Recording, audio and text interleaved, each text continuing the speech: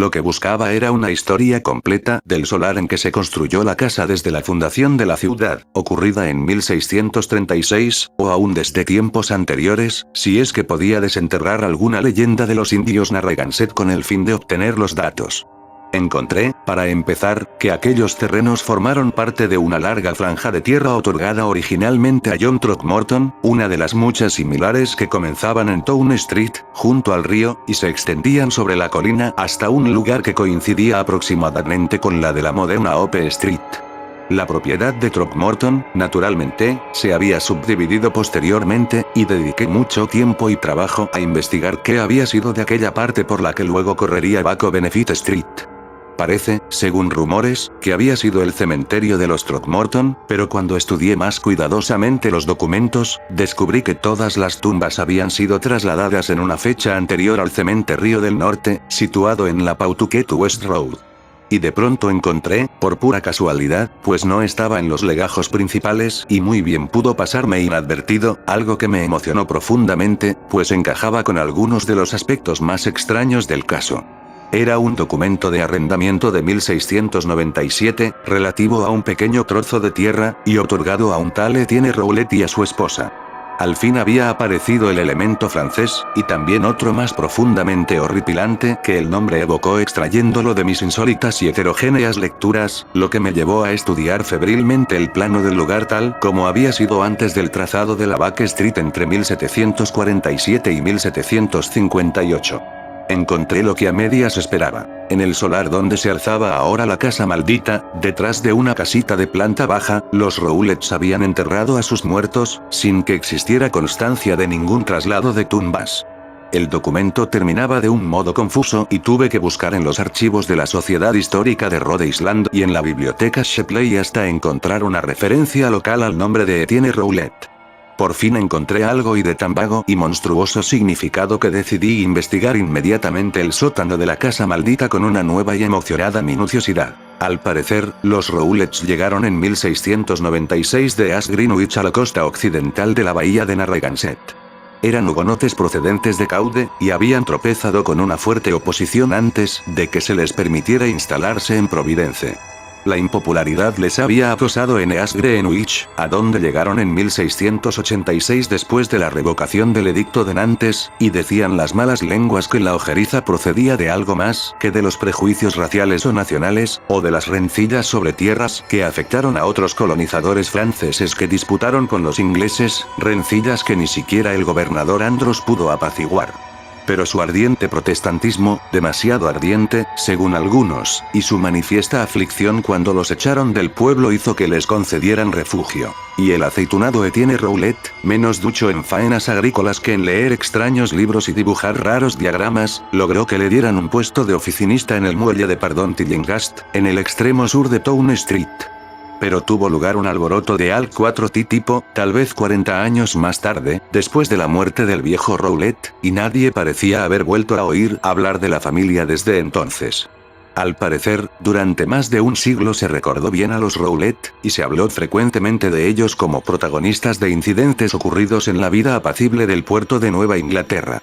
Paul, un hijo de Etienne, muchacho taciturno cuya conducta impredecible probablemente había provocado el escándalo que hizo desaparecer a la familia, fue especialmente motivo de conjeturas. Y aunque Providence no compartió nunca los temores a la brujería de sus vecinos puritanos, insinuaban las viejas comadres que las plegarias de Paul no eran proferidas en el momento adecuado ni dirigidas a quien debían dirigirse. Todo esto constituyó la base de la leyenda conocida por la anciana Maria Robbins. La relación que pudiera tener con los desbarjos en francés de Robbie Harris y de otros habitantes de la casa maldita, solo podrían determinarlo la imaginación o algún descubrimiento futuro. Me pregunté cuántos de los que habían conocido las leyendas habían sabido de aquel eslabón más con lo terrible, que mis extensas lecturas me permitieron descubrir. Un dato significativo encontrado en los anales del horror morboso y que habla de Jacques Roulet, de Caude, condenado en 1598 a morir en la hoguera por demoníaco, salvado luego de las llamas por el Parlament de París y encerrado en un manicomio. Fue encontrado en un bosque cubierto de sangre y de jirones de carne, poco después de que una pareja de lobos dieran muerte a un muchacho y lo despedazaran. Se había visto escapar ileso a uno de los lobos. Sin duda una bonita historia para escucharla al lado de la chimenea, con un nombre y un lugar extrañamente significativos, pero llegué a la conclusión de que no era posible que los chismosos de Providence en general pudieran conocerla. De haberse sabido, la coincidencia de los nombres hubiera provocado acciones drásticas inducidas por el miedo, aunque no pudo haber sido su difusión, aunque entre susurros, la causa del alboroto final que hizo desaparecer a los Rowley de la ciudad. Comencé a visitar el lugar maldito con creciente frecuencia, a estudiar la malsana vegetación del jardín, a examinar todas las paredes de la casa y a revisar, pulgada a pulgada, el suelo de tierra del sótano. Finalmente, con permiso de Carrington Harris, me procuré una llave para la puerta del sótano que había dejado de usarse y que daba directamente a Benefit Street, pues prefería tener una salida más directa al exterior que la que brindaban las oscuras escaleras, el vestíbulo del piso bajo y la puerta principal. Allí, donde lo morboso acechaba en cada rincón, investigué y hurgué en los largos atardeceres en que el sol se filtraba por la puerta cubierta de telarañas que quedaba por encima del nivel del piso y que me situaba tan solo a unos cuantos pies de la apacible acera de la calle. Ninguna novedad premió mi labor, solo la deprimente y mohosa humedad y las leves sugerencias de olores desagradables y salitrosos perfiles en el suelo, y supongo que muchos transeúntes debieron de mirarme con curiosidad a través de los cristales rotos. Finalmente, por una sugerencia de mi tío, decidí convertir en nocturnas mis visitas, y una noche de tormenta vi el rayo de luz de una linterna eléctrica por el suelo rezumante en que se dibujaban extrañas siluetas y en el que brotaban hongos semifosforescentes.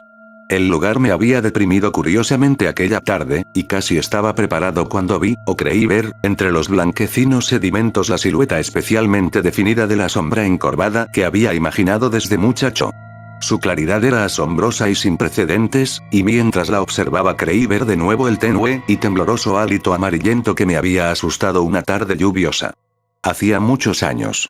Se elevó por encima de la mancha antropomórfica de moho que había junto a la chimenea. Era un vapor sutil, malsano, casi luminoso que mientras flotaba tembloroso en el aire húmedo parecía adoptar una forma vaga, incierta y maligna, para luego disiparse gradualmente en una desvaída nube, subiendo a través de la oscuridad de la gran chimenea y dejando un repulsivo hedor a su paso. Fue en verdad horrible, y mucho más para mí, por lo que sabía del lugar. Negándome a huir, lo contemplé hasta que se desvaneció, y mientras lo miraba sentí que también aquello me observaba ávidamente con ojos más imaginables que visibles. Cuando se lo conté a mi tío le impresionó profundamente, y después de una hora de reflexión, tomó una decisión definitiva y drástica. Sopesando mentalmente la importancia de la cuestión, y el significado de nuestra relación con ella, insistió en que ambos debíamos probar, y si era posible destruir, el misterioso horror de la casa dedicándonos una noche, o varias, a vigilar juntos, dispuestos a actuar violentamente en aquella bodega mohosa y apestada de los hongos. El miércoles, 25 de junio de 1919, después de informar debidamente a Carrington Harris, aunque sin comunicarle lo que esperábamos encontrar, mi tío y yo llevamos a la casa maldita 2 hamacas y un catre de campaña plegables junto con unos aparatos científicos de gran peso y complejidad. Pusimos todo en el sótano durante el día y tapamos las ventanas con papel, con la intención de volver por la noche para nuestra primera guardia. Habíamos cerrado con llave la puerta del sótano que llevaba al piso bajo, y dado que teníamos llave para la puerta que daba a la calle, estábamos dispuestos a dejar allí los costosos y delicados aparatos, conseguidos en secreto y a un elevado precio, tantos días como fuera necesario. Nuestro plan era permanecer despiertos hasta muy tarde y vigilar luego por turno durante guardias de 2 horas. Yo me encargaría de la primera y mi compañero de la segunda. El que quedara libre descansaría en el catre. Mi tío asumió la dirección de nuestra aventura y consiguió los instrumentos en los laboratorios de la Universidad de Brown y en la armería de Canston Street, poniendo de manifiesto la gran vitalidad y resistencia de que disfrutaba a sus 81 años. Eli Whipple había vivido de acuerdo con las leyes higiénicas que había predicado como médico, y de no haber sido por lo que luego ocurrió, aún estaría entre nosotros lleno de vigor. Solo 2 personas saben o sospechan lo que ocurrió: Carrington Harris y yo. Tuve que contárselo a Harris porque era el propietario de la casa y merecía saber lo que había salido de ella. Además, habíamos hablado con él antes de iniciar nuestras investigaciones, y, al producirse la desaparición de mi tío, supe que sabría comprender y ayudarme a dar unas explicaciones públicas vitales y necesarias. Palideció al oírme, pero aceptó ayudarme y decidió que ya no habría peligro en alquilar la casa. Decir que no estábamos nerviosos en aquella lluviosa noche de vigilancia sería faltar a la verdad. Ninguno de los dos éramos, como he dicho, supersticiosos, pero el estudio científico y la reflexión nos habían enseñado que el conocido universo de 3 dimensiones abarca una mínima parte de la sustancia y energía del cosmos total. En aquel caso, existían numerosas pruebas auténticas de la existencia de fuerzas dotadas de un gran poder y, desde el punto de vista humano, de una excepcional maldad. Afirmar que creíamos realmente en vampiros o en hombres lobo no sería exacto. Más bien puede decirse que no estábamos dispuestos a negar la posibilidad de ciertas modificaciones anormales y sin clasificar de la energía vital y la materia diluida, existentes con poca frecuencia en el espacio tridimensional a causa de su más íntima relación con otras unidades espaciales, pero lo suficientemente próximas a la nuestra como para manifestarse ocasionalmente en formas que, por faltarnos una perspectiva adecuada, escapan a nuestra comprensión. En resumen, creíamos mi tío y yo que una incontrovertible serie de factores indicaban la existencia de un influjo persistente en la casa maldita que se remontaba a uno u otro de los colonos franceses de hacía 2 siglos y que seguía actuando según insólitas y desconocidas leyes del movimiento atómico y electrónico. La historia de la familia Rowlett parecía demostrar que sus miembros habían poseído una anormal afinidad con círculos de entidades exteriores, de esferas oscuras que solo inspiran repulsión y terror a las personas normales. No habrían puesto en movimiento los alborotos de la década de 1730 ciertas configuraciones cinéticas en el morboso cerebro de alguno de sus miembros, especialmente en el del siniestro Paul Rowlett, que habrían sobrevivido misteriosamente a los cuerpos asesinados y continuado funcionando en algún espacio multidimensional con las fuerzas originales impulsadas por un odio frenético de la comunidad invadida. Indudablemente, esto no sería una imposibilidad física o bioquímica a la luz de la ciencia moderna que incluye la teoría de la relatividad y de la acción intraatómica. Es fácil imaginar un núcleo extraño de sustancia o energía, carente o no de forma, mantenido vivo por sustracciones imperceptibles o inmateriales de fuerza vital, o de tejidos corporales y fluidos de otros seres vivos más palpables en los cuales penetra y con cuyos tejidos llega incluso a confundirse. Puede ser hostil de manera activa, u obedecer sencillamente a impulsos ciegos de conservación.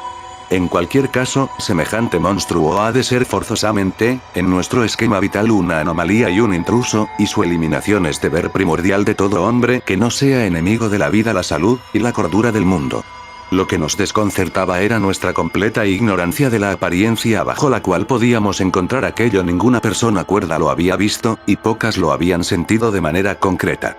Podía ser energía pura, una forma etérea y ajena al reino de la sustancia, o podía ser parcialmente material, una masa desconocida y ambigua de plasticidad, capaz de transformarse a voluntad en una nebulosa aproximación de un estado sólido, líquido, gaseoso o a cualquier otro estado tenuamente carente de partículas. La mancha antropomórfica de mohoso salitre del suelo, la configuración o silueta del amarillento vapor y la curvatura de las raíces en algunas de las antiguas leyendas, tendían a confirmar por lo menos una remota y recordada conexión con la forma humana. Pero nadie podía saber con certeza hasta qué punto era representativa o permanente aquella similitud. Disponíamos de 2 armas para combatirlo. Una válvula Crookes de rayos catódicos de considerable tamaño, especialmente equipada y alimentada por potentes acumuladores, con pantallas y reflectores especiales por si la cosa era intangible y solo podía ser destruida, con radiaciones de éter de gran intensidad, y un par de lanzallamas militares de los que habían sido utilizados en la Guerra Mundial, por si era parcialmente materia y susceptible de destrucción mecánica, pues, igual que los supersticiosos labriegos de Exeter, estábamos dispuestos a quemarle el corazón, si había algún corazón que quemar. Todo este equipo de agresión quedó instalado en el sótano en lugares cuidadosamente dispuestos con relación al catre y a las sillas y a la zona delante de la chimenea donde el moho había tomado extrañas formas. Esa incitante mancha, dicho sea de paso, era solo levemente visible cuando instalamos el catre, las sillas y los instrumentos, y cuando regresamos por la noche para iniciar la vigilancia. Por un momento dudé haberla visto alguna vez dibujada con mayor firmeza, pero entonces recordé las leyendas. Nuestra guardia en el sótano comenzó a las 10 de la noche, y discurrió sin que el transcurso de las horas aportara ninguna novedad. El débil resplandor que se filtraba hasta el sótano procedente de las farolas de la calle azotadas por la lluvia y la tenue fosforescencia de los detestables hongos nos permitían ver la humedad de la pared de piedra, de la que había desaparecido todo vestigio del enjalbegado original. El suelo de tierra cubierto en parte de verdín y de repulsivos hongos. Los restos podridos de las que fueron mesas, banquetas y sillas, y otros muebles no identificables. Los gruesos maderos del piso superior y las grandes vigas del techo. La desvencijada puerta de tablones que conducía a cuartuchos y salas situados bajo otros aposentos de la casa. La escalera de piedra medio desmoronada con su estropeado pasamanos de madera. La tosca chimenea de ladrillos ennegrecidos en la que unos herrumbosos trozos de hierro recordaban que allí hubo en otros tiempos trébedes, morillos, espetones, aguilones y otros adminículos del cocinero cuyos nombres han caído casi en el olvido, así como la puerta del horno de ladrillo y la pesada e intrincada maquinaria destructiva que habíamos llevado. Como en mis anteriores exploraciones, habíamos dejado abierta la puerta que daba a la calle, para tener una vía de escape práctica y directa en el caso de que tuviéramos que enfrentarnos con manifestaciones imposibles de dominar. Pensábamos que nuestra larga presencia nocturna atraería a cualquier ente maligno que allí acechara, y que, estando preparados, podríamos eliminarlo con alguno de los medios de que disponíamos, después de haberlo reconocido y observado suficientemente. No teníamos la menor idea del tiempo que exigiría evocar y destruir la cosa. Sabíamos, desde luego, que la aventura era arriesgada, ya que no podíamos intuir la fuerza con que se manifestaría el fenómeno. Pero pensábamos que el juego valía la pena y lo emprendimos solos y sin vacilar, comprendiendo que buscar ayuda solo nos expondría al ridículo y tal vez condujera al fracaso de nuestros planes. Ese era nuestro estado de ánimo mientras charlábamos, avanzada la noche, hasta que el aire soñoliento de mi tío me recordó que había llegado el momento de que fuera a descansar un par de horas. Algo semejante al miedo me heló el corazón cuando quedé allí sentado en la madrugada y sin compañía, y digo sin compañía porque quien permanece junto a una persona dormida está verdaderamente solo, tal vez más solo de lo que pueda imaginar. Mi tío respiraba pesadamente, el rumor de la lluvia acompañaba sus aspiraciones punteadas por otro sonido de agua que goteaba en el interior de la casa, porque esta era muy húmeda aún en tiempo seco y con aquella tormenta parecía un pantano. Me puse a mirar detenidamente la vieja mampostería de las paredes a la luz de los hongos y de los débiles reflejos que se filtraban por las persianas. En una ocasión, cuando aquel ruido estaba a punto de hacerme perder la paciencia, abrí la puerta y miré arriba y abajo de la calle, alegrando mis ojos con cosas conocidas y también el olfato con el aire puro y saludable.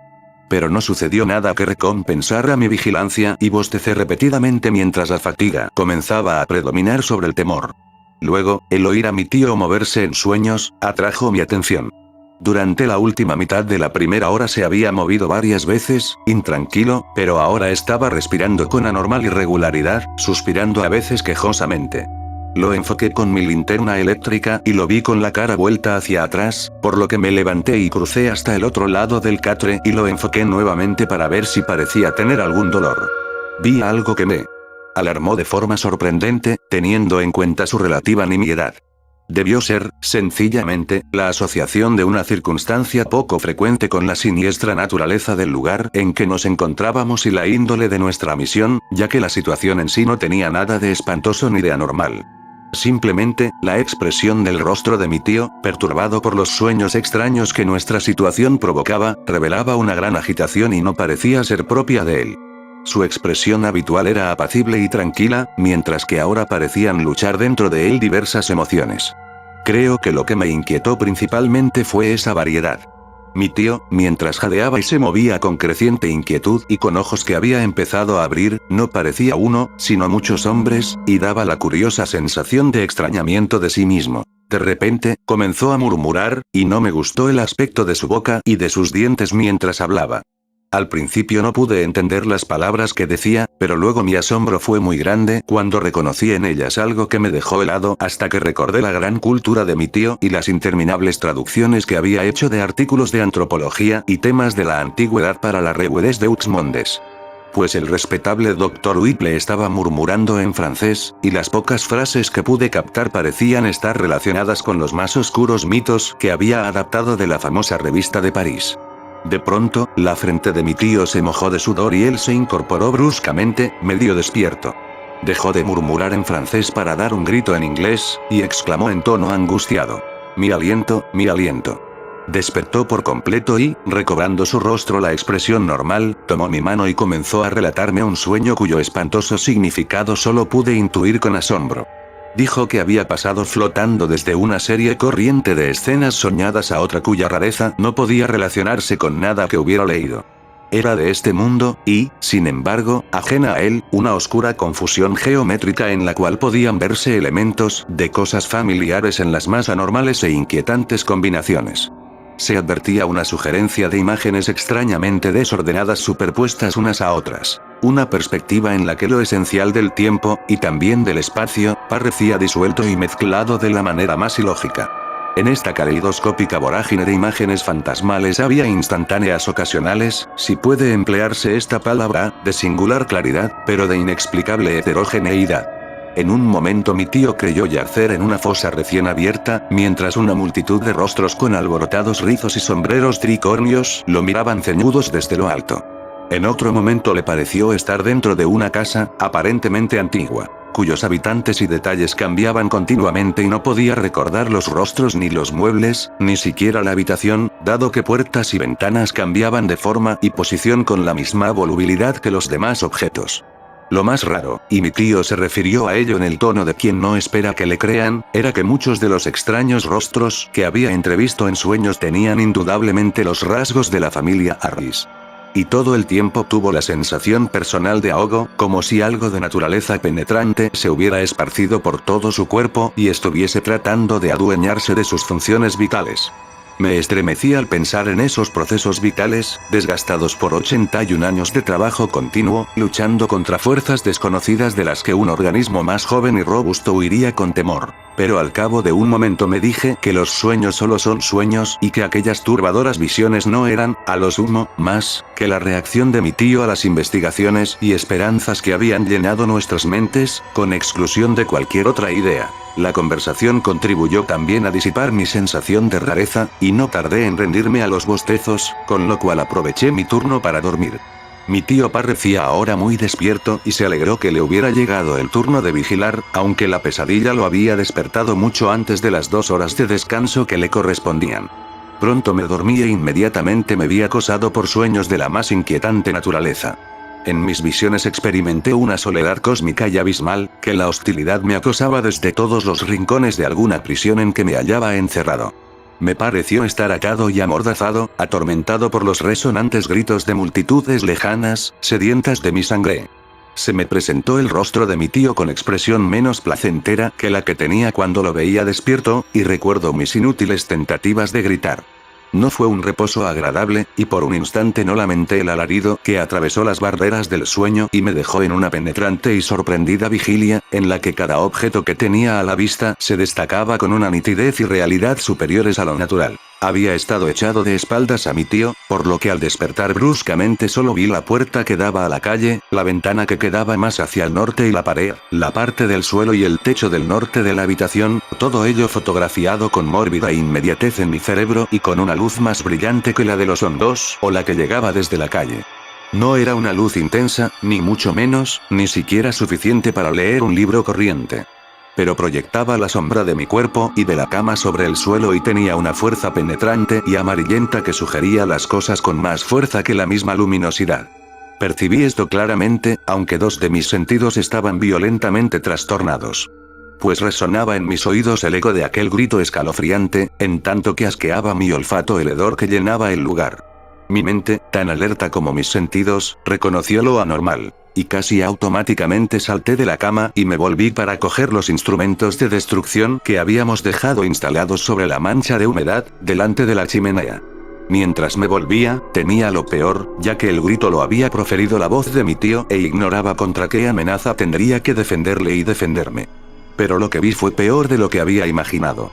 Hay horrores que son más que horrendos, y aquel era uno de esos núcleos de horror de las pesadillas que condensaba todo el espanto que el cosmos reserva para fulminar a unos cuantos seres malditos y desgraciados. De la tierra apestada por los hongos, brotaba una luz vaporosa, amarillenta, malsana y cadavérica que se elevaba hasta tomar una vaga forma gigantesca, de incierta silueta humana mitad hombre y mitad monstruo, a través de la cual pude ver la campana y el hogar de la chimenea que quedaban detrás. Era todo ojos, lupinos y burlones, y la rugosa cabeza como de insecto se desvanecía en lo alto en una tenue neblina que se enroscaba horriblemente y acababa por desaparecer por la chimenea. Digo que vi aquello, pero solo he conseguido rastrear su abominable tentativa de forma a través del recuerdo consciente. Entonces no tuvo para mí sino el aspecto de una nube en aparente ebullición, ligeramente fosforescente, de repugnante fangosidad, que rodeaba y disolvía en horrible plasticidad el único objeto en el cual se concentraba mi atención. Ese objeto era el venerado Eliu Whipple, que con el rostro ennegrecido y las facciones desfiguradas, me miraba descaradamente y murmuraba palabras incomprensibles en tanto que procuraba alcanzarme con unas garras goteantes para despedazarme con la furia que aquel horror le había inculcado. Tan solo la rutina me salvó de la locura. Me había preparado para el momento decisivo y este entrenamiento ciego fue lo que me ayudó. Comprendiendo que aquel burbujeante maleficio no era de sustancia vulnerable para la fuerza física o la química, hice caso omiso del lanzallamas que estaba a mi izquierda, conecté la corriente de la válvula catódica y lo enfoqué hacia aquella escena blasfema, lanzando contra ella las más potentes radiaciones de éter que el artificio humano puede extraer del espacio y las corrientes de la naturaleza. Se produjo una neblina azulada y un frenético chisporroteo, y la fosforescencia amarilla perdió luminosidad.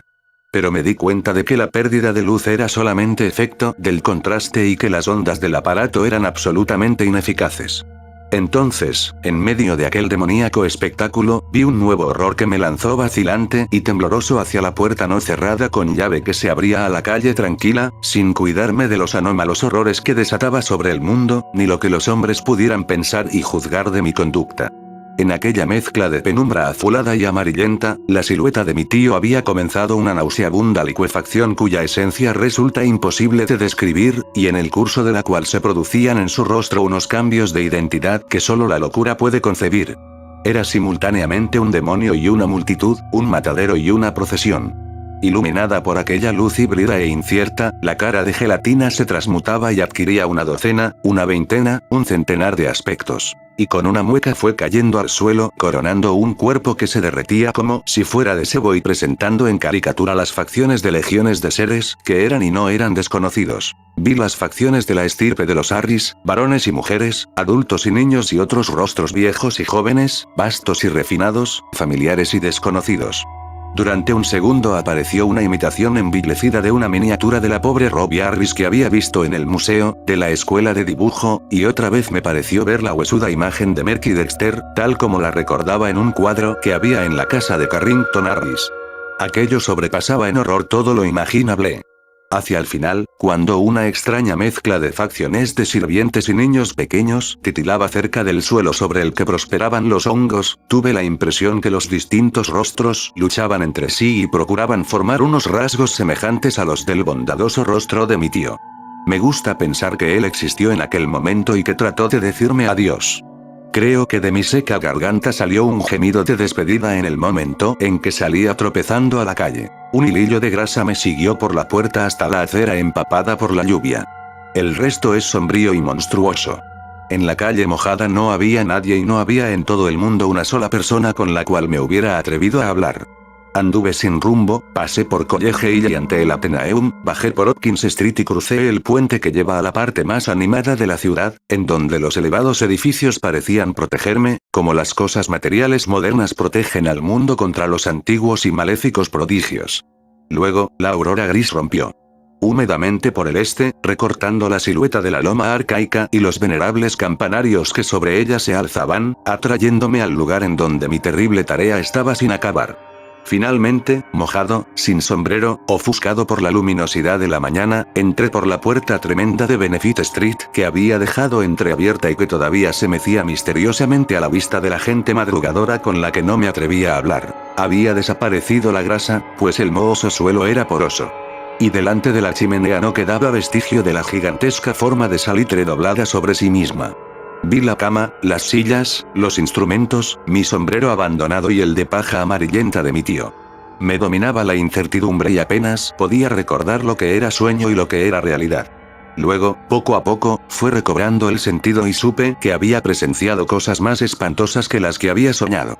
Me senté y traté de conjeturar en la medida en que la razón me lo permitió, qué había acontecido y cómo podría acabar con el horror, si en realidad había existido. No parecía ser algo material, ni etéreo, ni ninguna otra cosa concebible por una mente mortal que podía ser, pues, sino alguna emanación exótica. Algún vapor vampiresco como el que la gente rústica de Exeter dice que flota sobre algunos cementerios. Pensé que aquella era la clave, y volví a mirar el suelo en donde hongos y salitre habían tomado extrañas formas. Al cabo de 10 minutos ya había decidido. Cogiendo mi sombrero, me marché a casa, me bañé, comí y encargué por teléfono un pico, una pala, una máscara antigas y 6 garrafones de ácido sulfúrico, todo lo cual deberían entregarme a la mañana siguiente en la puerta del sótano de la casa maldita de Benefit Street. Después traté de dormir, pero, al no conseguirlo, pasé las horas leyendo y componiendo versos anodinos para serenarme. A las 11 de la mañana del día siguiente comencé a cavar, hacía un tiempo soleado, y lo celebré. Seguía solo, ya que por mucho temor que me inspirara el horror desconocido, temía más a la idea de contarle a alguien lo sucedido. Posteriormente le revelé todo a Harris, por pura necesidad y porque él había oído ya algunas antiguas leyendas que podían predisponerle a la credulidad. Al revolver la negra tierra delante de la chimenea, la pala hizo fluir de los blancos hongos un viscoso zumo amarillo, y yo temblé por lo que podría descubrir. Algunos secretos del interior de la Tierra no son buenos para el género humano, y aquel me parecía uno de ellos. Me temblaban las manos perceptiblemente, pero no por eso dejé de cavar, y al cabo de un rato lo hacía dentro de la gran fosa que había abierto. A medida que el agujero se hacía más hondo, tenía ya alrededor de 6 pies cuadrados, el nauseabundo olor aumentaba y no dudé más de mi inminente contacto con la cosa infernal cuyas emanaciones habían embrujado la casa durante más de un siglo y medio. Me pregunté qué aspecto tendría, cuáles serían su forma y sustancia, y qué tamaño habría cobrado al cabo de tantos años de alimentarse chupando vidas ajenas. Finalmente, salí del agujero, esparcí la tierra amontonada, y luego dispuse los garrafones de ácido alrededor de 2 de los bordes, de modo que cuando fuera necesario, pudiera vaciarlos todos rápidamente en la fosa. Después de eso eché tierra sobre los otros 2 lados cavando más lentamente y colocándome la máscara antigas cuando el olor aumentó. Me encontraba casi acobardado por la proximidad de un algo sin nombre que tal vez encontrara en el fondo de la fosa. De pronto la pala chocó contra algo más blando que la tierra. Me estremecí y me dispuse a salir del agujero, en el cual estaba ahora hundido hasta el cuello. Pero recobré el valor, y seguí sacando tierra a la luz de la linterna eléctrica que había llevado conmigo. La superficie que descubrí era semitraslúcida y vidriosa, una especie de gelatina congelada y semiputrefacta. Seguí quitando tierra y vi que tenía forma. Había una grieta sobre la cual se doblaba parte de aquella sustancia. Lo que quedó a la vista era aproximadamente cilíndrico, algo semejante a un gigantesco tubo de chimenea doblado cuya parte más gruesa mediría 2 pies de diámetro. Excavé un poco más y luego salí bruscamente del agujero para apartarme de tan repugnante hallazgo. Destapé frenéticamente los pesados garrafones y vertí el corrosivo contenido uno y otro en aquella fosa sepulcral y sobre aquella increíble anormalidad cuyo gigantesco codo había visto. El cegador torbellino de vapores amarillo, verdosos que ascendió tempestuosamente de la fosa cuando cayó el torrente de ácido, nunca se borrará de mi memoria. La gente de toda aquella colina habla del día amarillo, en que unos vapores virulentos y horribles se elevaron desde el montón de residuos vertidos por una fábrica en el río Providence, pero yo sé lo muy equivocados que están en cuanto al origen. También hablan del espantoso rugido que brotó al mismo tiempo de alguna cañería subterránea de gas o de agua, y de nuevo podría corregirles si me atreviera. Fue algo impresionante y no comprendo cómo estoy vivo después de haber pasado por aquella experiencia. Tras vaciar el cuarto garrafón, que tuve que utilizar cuando las emanaciones habían empezado a filtrarse por la máscara, me desmayé, pero cuando me recuperé, vi que ya no salían más vapores de la fosa. Vacié los otros 2 sin ningún resultado concreto, y, al cabo de un rato, me pareció que ya no había peligro en volver a rellenar la fosa. Cuando terminé mi tarea empezaba a anochecer, pero el miedo había desaparecido del lugar. La humedad era menos fétida y los extraños hongos se habían marchitado, convirtiéndose en un polvo grisáceo que se esparcía como ceniza por el suelo. Uno de los terrores más ocultos de la tierra había desaparecido para siempre, y si hay infierno, al fin había ido a parar a él el alma diabólica de un ser maldito. Cuando apisoné la última paletada de tierra mohosa, derramé la primera lágrima de las muchas que he vertido en sincero homenaje a la memoria de mi querido tío. A la primavera siguiente ya no brotó una hierba pálida, ni creció cizaña de desconocida especie, en el jardín escalonado de la casa maldita, y poco después Carrington Harris alquiló su propiedad. Todavía tiene un aspecto fantasmal, pero su peculiaridad me subyuga y sentiré alivio, mezclado con una pena extraña, cuando la derriben para convertirla en un vulgar edificio de apartamentos o en una deslucida tienda. Los estériles árboles del jardín han comenzado a dar unas manzanitas dulces, y el año pasado anidaron los pájaros en sus nudosas ramas.